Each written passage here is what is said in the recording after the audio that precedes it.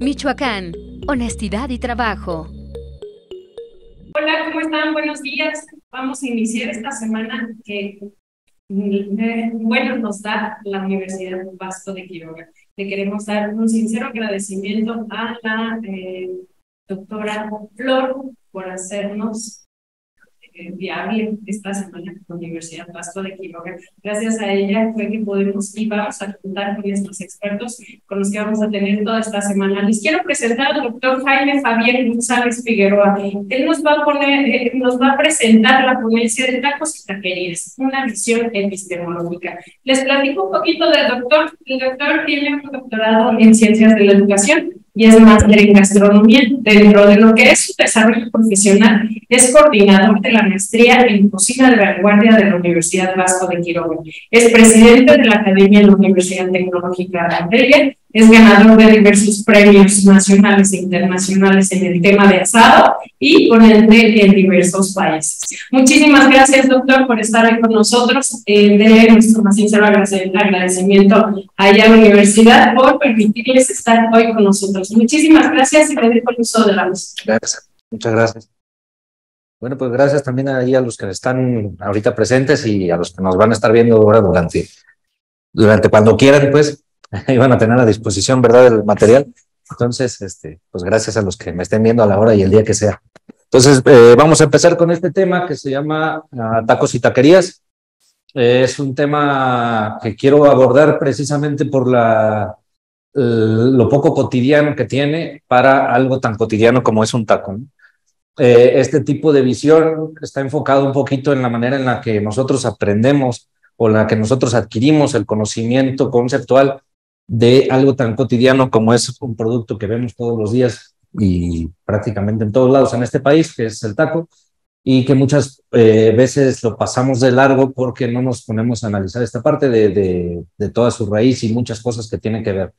Pero la intención como tal es una pequeña muestra de lo que hacemos ya a nivel conocimiento y desarrollo de toda la manera de aprendizaje científica a través de escuelas principalmente, del conocimiento de la gastronomía. Entonces es lo que queremos hacer o lo que quiero yo darles como muestra de cómo es que nosotros tratamos de enseñar y tratamos de aprender y tratamos de organizar el conocimiento de la gastronomía. Entonces utilizo el día de hoy un tema, como les digo, súper cotidiano, pues espero que para todos sea totalmente digerible. Entonces, bueno, lo primero que quiero de alguna manera plantear es la parte de la identidad culinaria de México. Lo que nosotros sentimos como identidad, es decir, todo aquello que nos hace sentir mexicanos a partir de nuestra gastronomía, es un cúmulo de conocimientos que normalmente se heredan, se van pasando de generación en generación, las últimas generaciones ya de manera escrita o de manera formal, y todas las anteriores normalmente de manera oral o de manera de usos y costumbres, y a todo ese cúmulo de conocimientos pues se le conoce normalmente como un patrimonio cultural. En este caso sería un patrimonio culinario. Entonces, ¿de qué está formado? Para empezar, un patrimonio culinario está formado principalmente de 5 cosas. Primero es de los productos singulares que existen en una zona, es decir, desde el inicio de una civilización, normalmente la civilización se establece en lugares donde exista agua. Casi todas las civilizaciones han empezado así. Algunas otras ya no alcanzaron estos lugares con abundante agua, pero encontraron rutas para poderse abastecer de agua a partir de otras civilizaciones. Las primeras siempre van a buscar el agua. Entonces, a partir de donde se establecen, buscando agua, van a existir productos con ciertas características. Digamos, hablando continentalmente, hablando de masas grandes, podemos plantear fácilmente, por ejemplo, en la zona de África y de Europa, el trigo, en la zona de Asia, el arroz, en la zona de América el maíz. Entonces tenemos una distribución así como muy general, digo, para entenderlo, pero obviamente cada zona pequeñita tiene sus productos singulares, es decir, productos exclusivos que solamente van a existir en esta zona donde se estableció la civilización. Eso ya da a la civilización establecida un cierto número de elementos para identificarse. Después, el factor hedónico, es decir, las personas que hacen con esos productos, pero no de manera tecnológica ni agrícola, sino que hacen de manera placentera, o sea, buscando placer, el placer de cocinar y el placer de comer principalmente. ¿Qué quiere decir eso? Que muy probablemente un producto que sea modificado para placer del consumo de una persona y que esa forma de consumo se transmita de generación en generación, es decir, que sea parte del patrimonio cultural de ese lugar, después de muchos años va a mutar de una manera que no fue por necesidad, no fue por un asunto biológico, ni por algo de un cambio climático, ni nada, sino fue meramente por placer. Entonces, eso afecta muchísimo. Después está la evolución y la adaptación biológica del producto. ¿Qué quiere decir eso? Que hay productos identificables muy fácil, como el arroz, que el arroz, a pesar de que no tiene mucho tiempo en América, ya tiene sus variantes, es decir, ya tenemos arroces variedad América, hay variedades mexicanas, hay variedades sudamericanas, hay variedades europeas que se asentaron aquí, tenemos variedades orientales, variedades de todos lados. Entonces, el arroz se ha podido transformar de acuerdo a las necesidades hedónicas y nutricionales y agrícolas de cada producto. Entonces, así es como va cambiando un producto. Y la herencia del producto manipulado, es decir, productos que se van procesando de distintas maneras y que poco a poco se van heredando esas formas. Todo este conjunto de conocimientos se crea un concepto como tal, ese concepto intelectual se transmite a la generación nueva y se crea como tal un patrimonio que transmitir. Gracias a estos patrimonios, nosotros nos sentimos identificados con este lugar y es decir, formamos una identidad culinaria.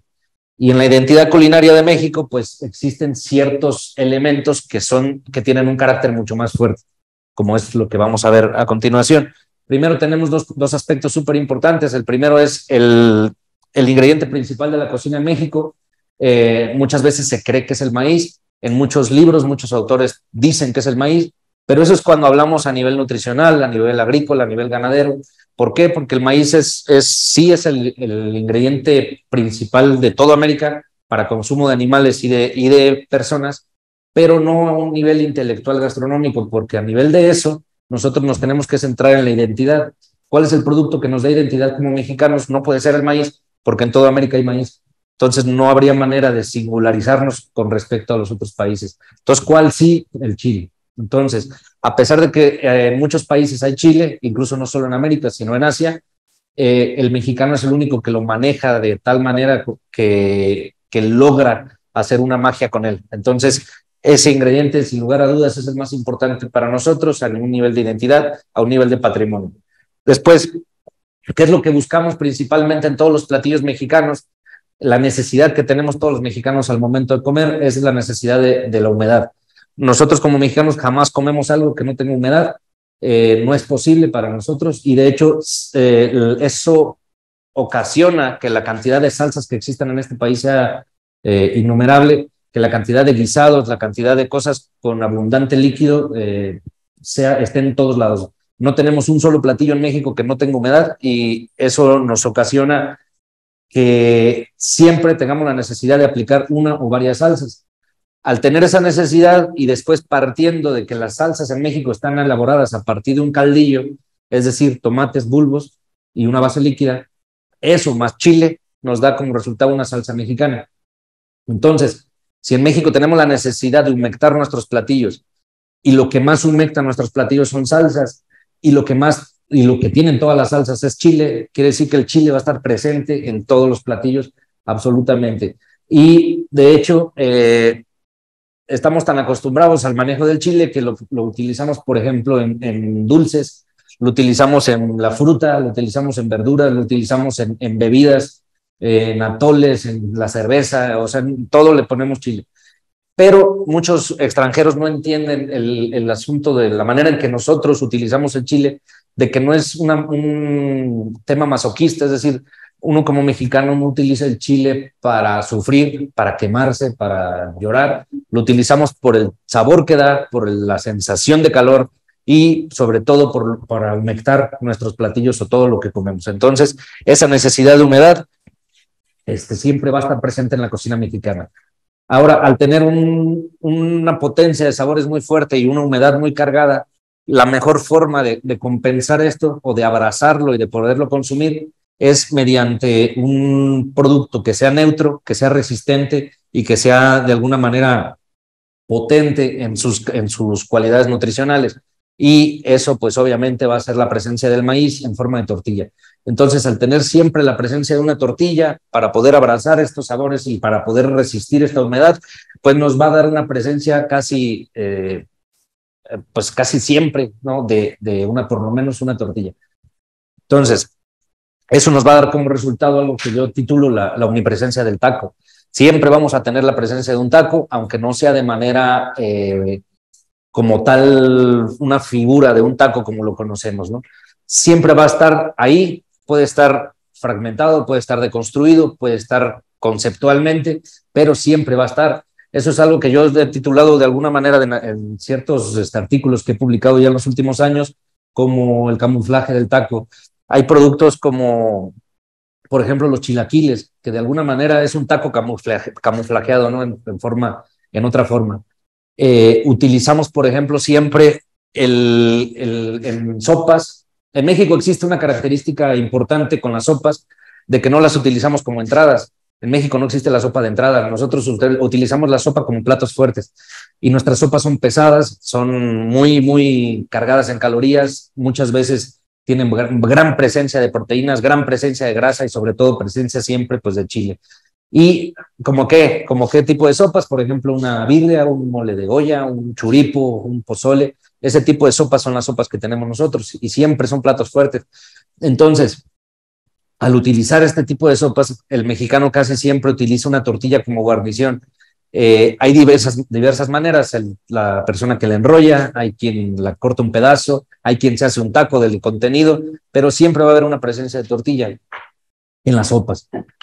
El elemento más abundante que existe en la gastronomía de México, tanto casera como de restaurante, es el guisado. El guisado se convirtió en el rey o en el con más presencia en todas las cocinas de México desde el momento de la conquista hacia acá.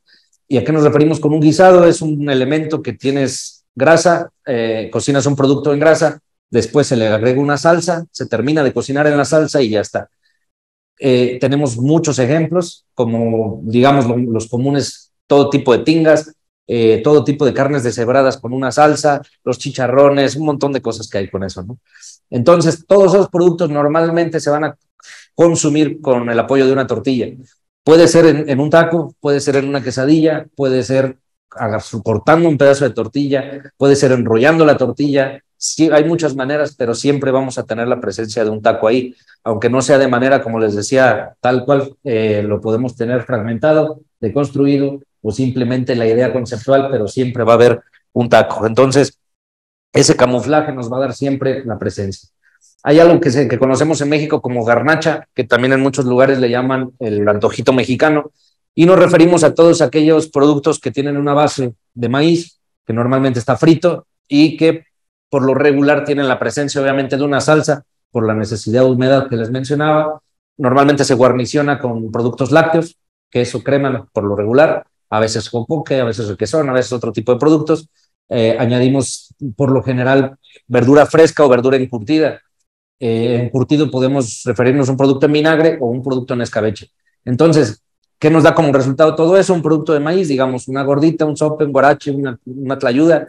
Encima, el producto protagonista, digamos así, que puede ser tasajo, puede ser cecina, puede ser chorizo, puede ser pollo, chapulines, lo que quieran. Encima de eso tenemos la salsa por la presencia de humedad y después el lácteo y después las verduras. Entonces, todo eso como resultado nos da lo que conocemos como garnacha. Esas garnachas hay miles y miles a lo largo del país. En muchas zonas se les cambia el nombre, en muchas zonas adoptan el mismo nombre, pero se cambia la forma. Entonces hay miles y miles de variantes de garnachas, pero todas se basan en el mismo concepto, en lo que acabamos de mencionar. Y a fin de cuentas eso es un taco deconstruido, o sea, tenemos los mismos elementos de un taco, simplemente que están fragmentados y deconstruidos. Entonces, incluso en las garnachas tenemos la presencia camuflajeada, pero a fin de cuentas la presencia de siempre de un taco. Entonces, siempre está ahí, es algo que nos acompaña día y noche y en todos lados, la parte de la garnacha. Les mencionaba que en restaurantes y en casa la forma de cocinar, la forma de consumir en México que ha reinado desde la colonia para acá es el guisado. Pero la que ha reinado en las calles a partir de la independencia para acá es la garnacha. Entonces, si en las dos tenemos presencia de taco, es pues una omnipresencia como tal, ¿no? Por lo tanto, podemos decir que el taco es el elemento rector de nuestra cocina. Muchas veces consideramos un estereotipo mal hecho de que los extranjeros nos ven al mexicano con un sombrero y con un taco. Yo traigo mi sombrero porque ahorita vengo de cocinar, estamos asando ahí unos puercos y necesito un sombrero para poder estar en el sol. Y además el taco, a pesar de que lo vean como un estereotipo, es verdad, los mexicanos siempre consumimos taco, siempre consumimos picante por la búsqueda de humedad, no por la búsqueda de quemarnos, y siempre va a haber presencias de taco para todo. Tipos de taco hay muchísimos, hay desde el taco de nada hasta el taco de todo, pasando por todo lo que se les ocurra. La tortilla tiene miles de años de existir y las carnes en México no tienen tanto, entonces quiere decir eso que hubo mucho proceso antes de la existencia de las carnes, donde ya había tacos de muchas otras cosas, ¿sí?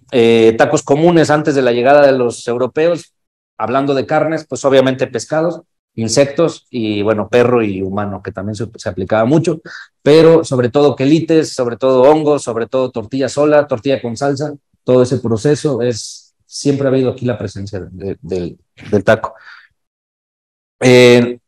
Algo que ocurre muchísimo en toda celebración mexicana es la importancia de la memoria. El mexicano siempre utiliza su memoria como una forma de reconfortarse, como una forma de volver a vivir algún momento placentero.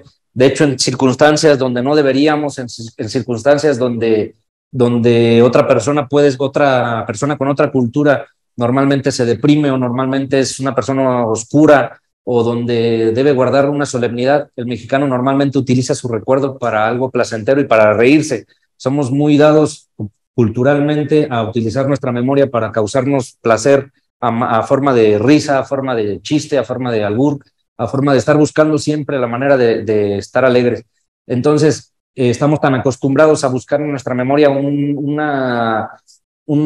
placer que muchas veces lo hacemos de manera inconsciente, como es el caso de todos nuestros recalentados. Es muy común encontrar botes así, no sé si se alcanzan a ver, bueno, sí, tienen la presentación abierta, botes como esos, botes que normalmente fueron algún tiempo de yogurt o de crema o de algo que ya tienen las marcas de las fibras de tantas veces que se ha lavado y que en algunos casos como aquí pues te avisan, ¿no? Que es pozole o que son frijoles, pero normalmente no te avisan, pero sabe uno que traen algo de eso.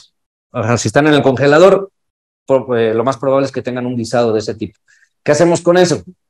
Gastronómicamente para nosotros es muy posible hacer esta cocina, para otros países no. ¿Por qué? Porque nosotros buscamos una reducción en líquidos, buscamos una concentración alta de sabor y nuestros productos que en teoría son los protagonistas, que normalmente son las carnes, las buscamos sobrecocidas. Es decir, si vamos a utilizar una pierna de cerdo, si vamos a utilizar muslos de pollo, si vamos a usar, no sé, espinazo, pescuezo de res, normalmente lo que se hace es darle una sobrecocción hasta que esté muy suave y se pueda deshebrar y después lo guisamos, le aplicamos la salsa.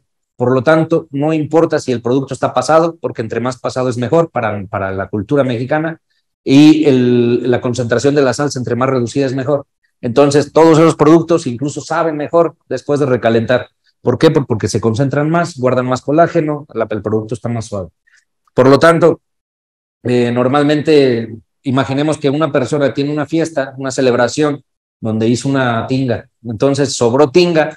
Al día siguiente la recalientan, obviamente, y después la que sobra de la sobra, o sea, la sobra del recalentado, ahora sí se empaqueta en un recipiente como estos.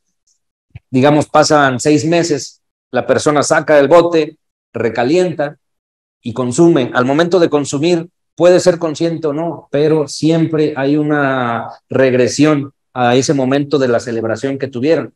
Es una regresión de la memoria que siempre tiene al probar el recalentado. Además de eso, el hecho mero de simplemente recalentar y no tener que elaborar otra vez el producto, eso nos quita tanto que nos hace disfrutar un poquito más de la cocina. Muchas veces las personas que cocinamos durante muchas horas un solo platillo, al momento de terminar ya no lo queremos comer porque pues, ya estamos hartos de él. En cambio, en el recalentado no va a pasar eso, porque no tuvimos que pasar por ese proceso. Entonces tenemos un tiempito ahí para disfrutar un poco más de esta parte, tenemos la regresión a la memoria, al momento placentero, y obviamente tenemos todas esas características gastronómicas que lo hacen mucho más acorde a nuestros gustos culturales, es decir, un producto más suave, más colágeno, más reducción, más concentración de chile, y seguimos con humedad y seguimos con sabor. Entonces, nos da un platillo perfecto como tal. La mayoría de estos platos normalmente se acompañan con digamos, un héroe anónimo, digamos, un acompañante que en algún texto una vez lo comparé con Virgilio ahí de la Divina Comedia, que es como el anónimo que lleva al protagonista, que en este caso el protagonista es un guisado recalentado. ¿Y quién lo está llevando como tal? Pues una tortilla. Entonces esa tortilla la lleva hacia nosotros, tenemos otra vez la presencia del taco y tenemos sin querer o sin pensarlo o sin buscarlo, tenemos todas esas sensaciones en nuestra cabeza. Cuando nosotros lo hacemos de manera cotidiana, de manera ordinaria, sin pensarlo, pues simplemente lo comemos y decimos qué bueno está y se acabó. Y todo el día nos estamos acordando, hoy desayuné súper hermoso, ¿verdad? Pero una vez analizando qué está pasando en mi cabeza, nos damos cuenta de todas estas cosas. Entonces, esa es la gran presencia de un taco y es la importancia tan grande que tenemos siempre al momento de consumir tacos. Entonces, ¿para qué nos sirve esto? ¿Para qué nos sirve este análisis a manera profesional? Una, porque pues obviamente somos más conscientes de nuestras propias sensaciones y de la manera en que provocamos sensaciones a un cliente. Y dos, al momento de ubicar lo que culturalmente el mexicano busca, podemos direccionar nuestros productos para poder ocasionar esas experiencias en el cliente o en el comensal sin necesidad de conocerlos, es decir, sin necesidad de saber quién es. ¿Por qué? Pues porque nosotros no vamos a conocer a la mayoría de los clientes. Podemos generar ese tipo de experiencias o por lo menos buscarlo en algunos momentos, en algunos puntos se va a lograr, en otros no, pero siempre estarlo intentando hasta tener un concepto sólido, ¿no? Siempre al momento de empezar a difundir o a empezar a investigar un concepto en la gastronomía para venderlo o para difundirlo como investigación, buscamos o tratamos de buscar un punto óptimo de su historia. Digamos, si hablamos de un tamal, muchas personas suelen tomar el concepto gastronómico, ir hacia sus orígenes y ese es el punto que tratan de difundir, es decir, el punto original del producto. Pero si estamos hablando, por ejemplo, de un tamal, el tamal originalmente, al no existir la manteca de cerdo, al no haber ningún leudante químico más que el tequesquite, entonces teníamos como resultado una masa dura, seca, polvoronosa. Eso no era un buen tamal realmente. Sí es un tamal original, es un tamal que estuvo muchos años, estuvo más de los que tiene el actual, pero no es un buen tamal. Entonces, gracias a los mestizajes, obtenemos, por ejemplo, en este caso, la añadidura de una manteca batida, la añadidura de una levadura química, y nos da como resultado lo que tenemos ahora, una masa esponjosa, llena de sabor y bonita. Entonces, el punto original en el caso del tamal no es el mejor punto. Por eso tenemos que ubicar dentro de la historia cuál es el punto correcto para poderlo difundir. En el caso del taco, tenemos rupturas muy grandes. Por ejemplo, la globalización, sobre todo de empresas estadounidenses, se han encargado de llevar la gastronomía a muchas partes del mundo. Por ejemplo, a nosotros nos trajo la pizza, que hoy en día la podemos encontrar en cualquier pueblo, y siendo que la pizza ni siquiera es americana, o sea, siendo la pizza un producto totalmente napolitano, pero el estadounidense es el que se encargó de esa difusión. Y de esa misma manera, el estadounidense se encargó de difundir a nivel mundial el taco mexicano, pero de una mala forma. Para ellos el taco es eso que ven en pantalla, es una tostada doblada que normalmente tiene un picadillo con lechuga, mayonesa, o sea, nada que ver con lo que se consume en México, y obviamente para todos nosotros es una aberración, pero la mayoría de los habitantes de otros países del 2010 para atrás pensaban que en México comíamos eso, que comíamos nachos, burritos y Taco Bell. Pero la realidad es que no. Gracias al trabajo grande que se ha logrado a partir de los nombramientos de la UNESCO en México, se ha podido consolidar la cocina mexicana como una de las más grandes a nivel mundial en temas tradicionales, y es como mucha gente ha volteado a ver nuestra cocina y se ha dado cuenta de que eso no es México. Pero entonces, al momento de nosotros difundir un producto, ahí es donde muchas personas se van por el lado, por ejemplo, de la venta. Es mucho más rentable un Taco Bell que cualquier otra taquería, pero el producto no es bueno. Entonces, si nos vamos al lado de la historia donde hubo esa ruptura y no sé quién creó eso y lo empezaron a difundir y empezamos a difundir ese tipo de productos, pues obviamente acabamos con el patrimonio culinario, acabamos con una experiencia grata de un comensal, pero vendemos más, entonces hay muchas personas que se van sobre eso. Por eso siempre hay que ubicar en qué punto y para qué estamos estableciendo algo que queramos vender, ¿no? Nuestra cocina es bastante celosa con sus elaboraciones, sobre todo porque se hace con productos en muchas ocasiones que solamente existen en México, como es el caso de los moles. Los moles es muy complicado hacerlos fuera del país porque no tenemos los chiles, porque no tenemos muchas cosas. Hay productos como la vainilla, que naturalmente no se puede dar en ninguna otra parte del mundo, porque requiere de la abeja, que solo existe en México. Entonces hay muchas variantes de algunos productos. Hay productos como los agaves, que, o sea, sería imposible, mucha gente lo ha tratado, pero no, los resultados no van. Entonces, tenemos una cocina bastante celosa, que obviamente en México funciona bien, pero en otros países necesita la exportación del producto, pues más que la producción del elemento mexicano fuera de su zona. Eso nos lleva obviamente a la cocina actual. La cocina actual siempre va a tener como tendencia a la cocina de antes, es decir, siempre vamos a volver a una tradición. Los tacos actuales buscan más o menos este tipo de cosas que tenemos en pantalla. Tenemos porciones chiquitas, tenemos porciones, digamos, para 1 o 2 bocados, pero con la intención de que tú puedas probar 6 o 7 cosas. ¿Sí? Normalmente cuando uno va a una taquería urbana, hay 2 o 3 opciones y normalmente usamos una, pero la repetimos, ¿no? Digamos, si me voy a comer 5 tacos, normalmente los 5 son de lo mismo. Y aún así no resulta ser un sabor aburrido.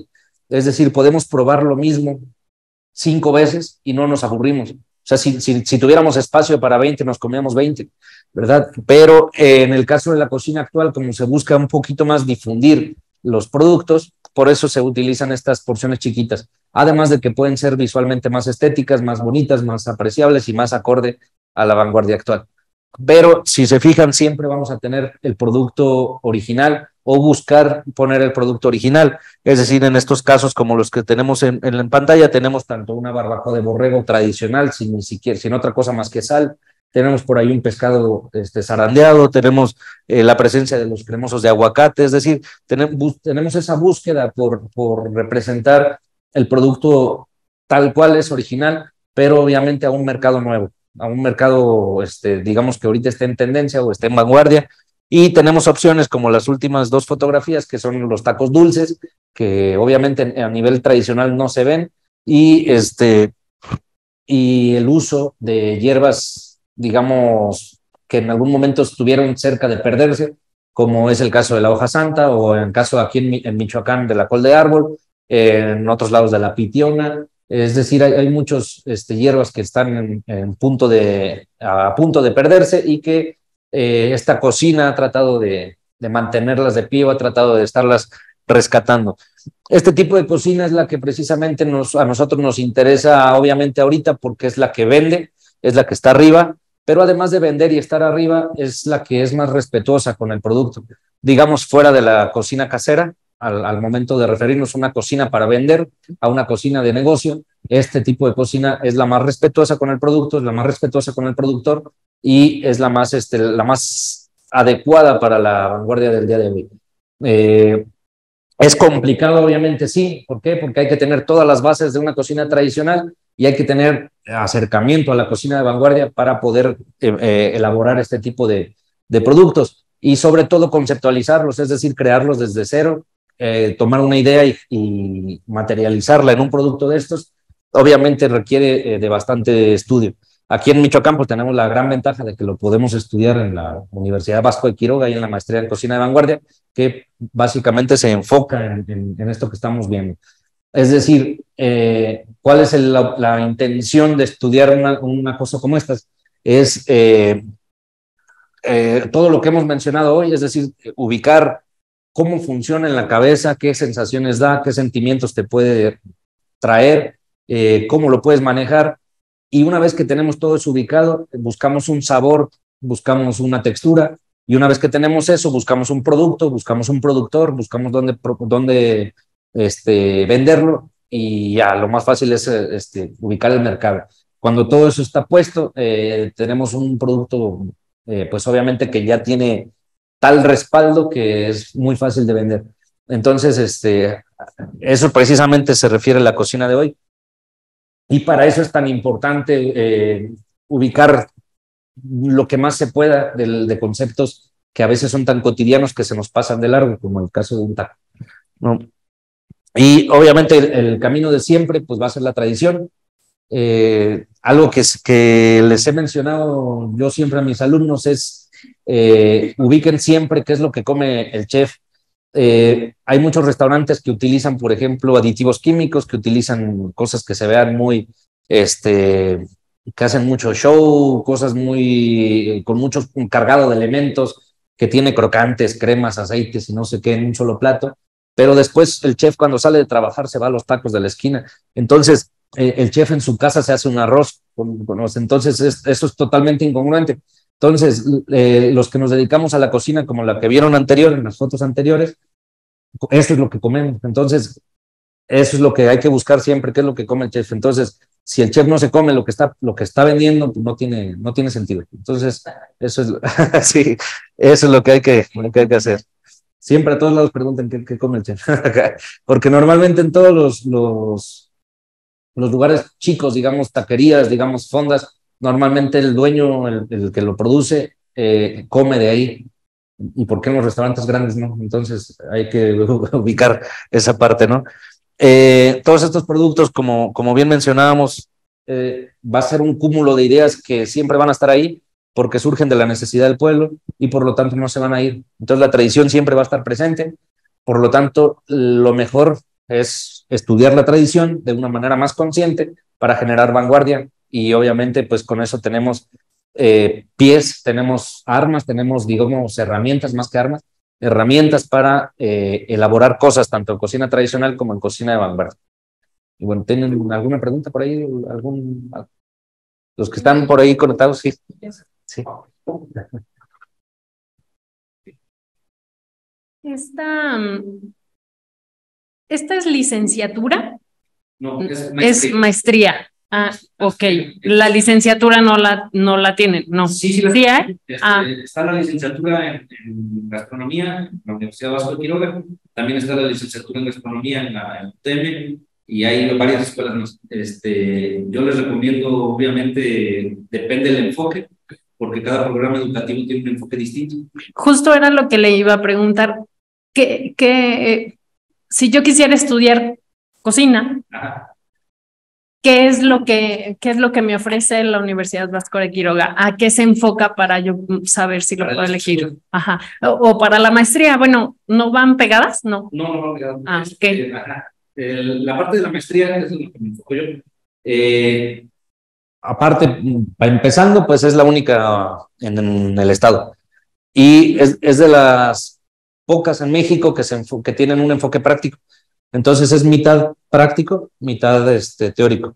Esta mitad práctica se trata de ver todos estos temas, de ubicar la cocina tradicional, pero llevarla hacia una cocina de vanguardia, tanto en estos casos como la cocina, digamos, tradicional folclórica, y en temas de repostería y de panadería, ahí se van muy, muy arriba.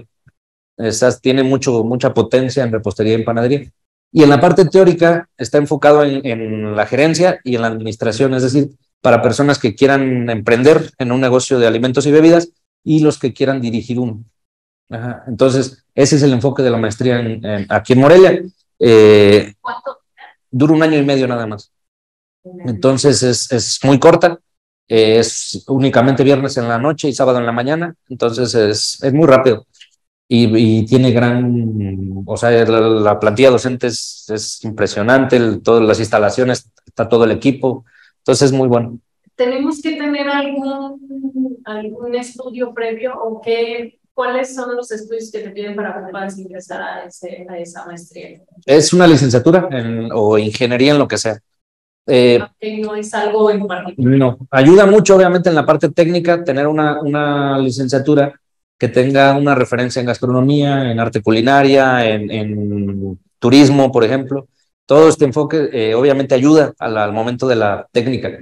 Pero como la mitad de la maestría está enfocada en emprender o en dirigir un establecimiento, entonces muchas veces hay personas que no sé, que son abogados, pero que tienen la intención de abrir un restaurante o de dirigir una cadena de restaurantes. Hay muchas personas que se dedican a otra cosa, pero quieren tener restaurantes. Entonces, por eso está abierto a cualquiera. Ajá. Gracias. Sí.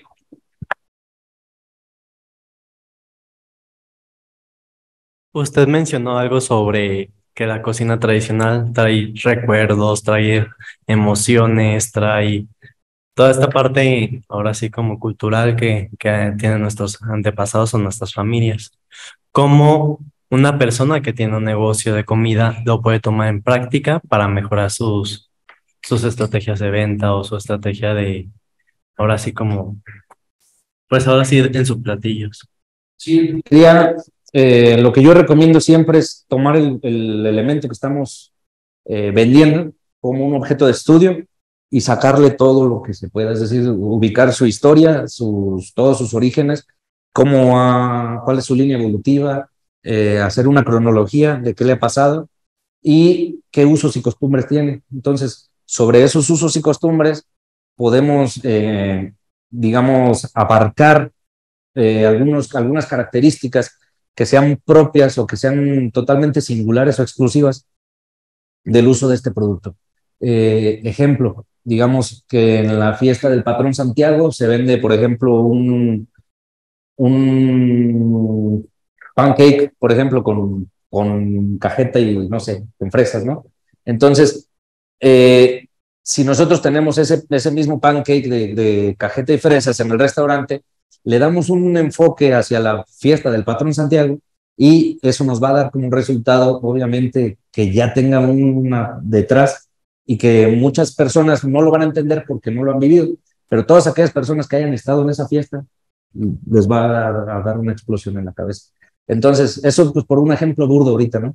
Pero siempre que tengamos herramientas conceptuales posibles del platillo sobre sus usos y costumbres, las aplicamos y eso nos va a dar mucho, mucha herramienta. Obviamente estamos hablando de un restaurante o una cocina de vanguardia, un evento.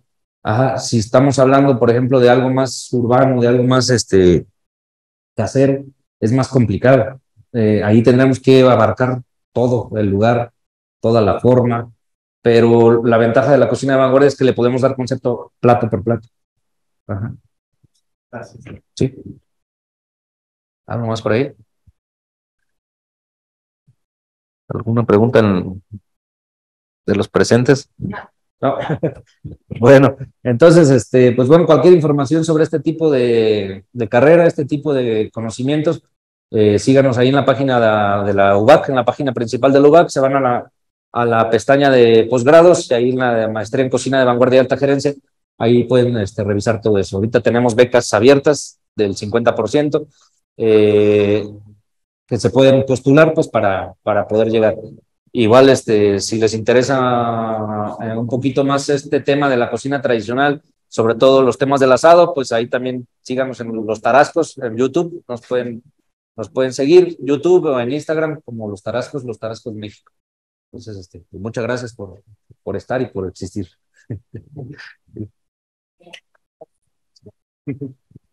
Doctor, muchísimas gracias. La verdad es que es muy importante para la Secretaría de Desarrollo Económico contar con el apoyo de una universidad como lo es la Universidad Vasco de Quiroga. Nuevamente queremos agradecerle a la universidad en general por participar con toda esta semana dedicada a diferentes temas por ahí. El día de hoy, bueno, comenzamos con este tema tan importante para los mexicanos como es el taco, y quiero agradecerle entregándole un reconocimiento que el gobierno del estado, a través de lo que es la Secretaría de Desarrollo Económico, tiene para usted, doctor. Este Gracias. reconocimiento es para el doctor Jaime Fabián González Figueroa por su valiosa intervención como ponente en la Academia de Michoacán, Academy, bajo la ponencia Tacos y Taquerías, una visión epistemológica. Esta ponencia está siendo realizada el 26 de junio del 2023 aquí en Morelia, Michoacán, en las instalaciones de la Secretaría de Desarrollo Económico. El reconocimiento está firmado por mi secretario de Desarrollo Económico, quien agradece enormemente su visita. Gracias. Muchísimas gracias, doctor. Gracias. Gracias a todos, los esperamos el día de mañana para continuar con esta semana.